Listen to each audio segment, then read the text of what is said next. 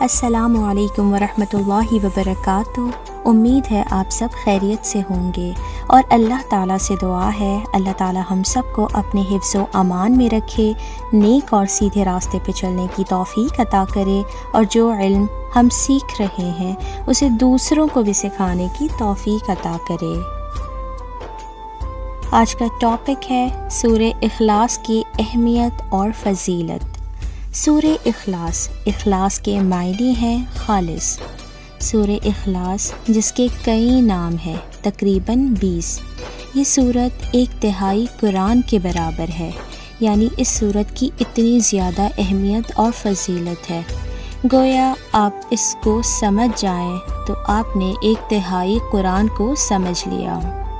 قرآن مجید میں 3 طرح کے علوم ہیں: توحید، احکام اور قصص۔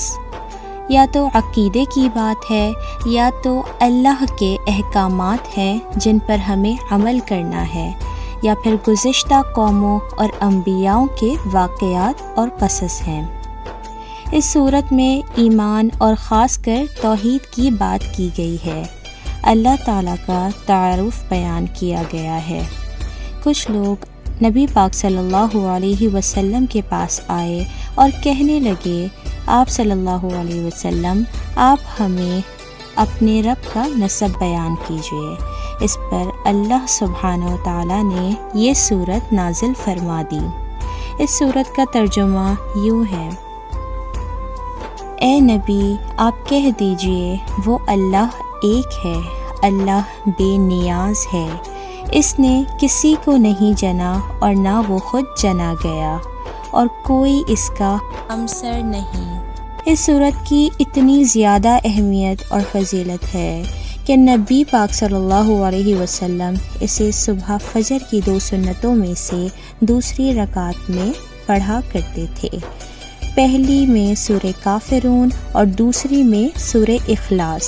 اسی طرح مغرب کی سنتوں میں بھی ہمیشہ یہی پڑھتے تھے، اور اسی طرح وتر کی آخری رکعت میں بھی سورہ اخلاص پڑھتے تھے، اور نماز کے بعد بھی اس کو پڑھنے کی تاکید کی گئی۔ اس سورت کے ساتھ سورہ فلق اور سورہ ناس کو بھی پڑھنے کی تاکید کی گئی۔ اس سورت کی اتنی زیادہ فضیلت ہے کہ کہا گیا ہے کہ یہ سورت پڑھنے والا بیماریوں سے بچتا ہے، یعنی یہ بیماریوں کو دور کرنے والی سورت ہے۔ اب بیماریوں کو کیسے دور کرنے والی؟ تو سب سے بڑی بیماری کون سی ہے؟ سب سے بڑی بیماری شرک کی بیماری ہے۔ سارے غم ہی شرک کی وجہ سے آتے ہیں، ساری مصیبتیں ہی شرک کی وجہ سے آتی ہیں، یہاں تک کہ اللہ تعالیٰ کی ناراضگی بھی شرک کی وجہ سے ہی آتی ہے۔ جو شخص روز رات کو سوتے وقت اس کو پڑھ کر اپنے اوپر دم کرے تو اس کو ہر قسم کی بیماری سے نجات ملے گی، مثلاً غم، ڈپریشن، وسوسوں جیسی بیماریوں سے۔ سورہ اخلاص پڑھنے والوں سے اللہ تعالیٰ محبت کرتا ہے۔ نبی پاک صلی اللہ علیہ وسلم نے ایک موقع پر ایک لشکر کا امیر بنا کر کسی کو بھیجا، تو وہ ان کو نماز کی امامت کرواتا تھا، جماعت بھی کراتا تھا۔ جب وہ جماعت کرواتا تو ہر رکعت کا اختتام سورہ اخلاص پر کرتا تھا۔ لوگوں نے اس وقت تو کچھ نہیں کہا، لیکن بعد میں جب وہاں سے واپس آئے تو نبی پاک صلی اللہ علیہ وسلم سے پوچھا کہ وہ بندہ ایسا کیوں کرتا تھا؟ اس پر آپ صلی اللہ علیہ وسلم نے فرمایا کہ تم اسی سے جا کر پوچھو۔ تو لوگوں نے اس شخص سے کہا کہ تم ایسا کیوں کرتے تھے، یعنی ہر رکعت کا اختتام تم سورہ اخلاص پر کیوں کرتے تھے؟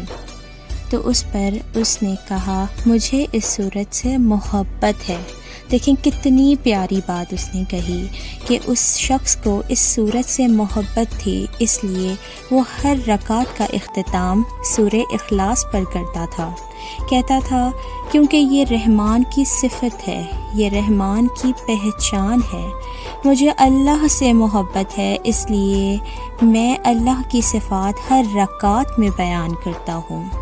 تو آپ صلی اللہ علیہ وسلم نے اس لیے پیغام بھیجا کہ تم اسے جا کر خبر دے دو۔ اس بنا پر اللہ سبحانہ وتعالیٰ بھی اس سے محبت رکھتا ہے۔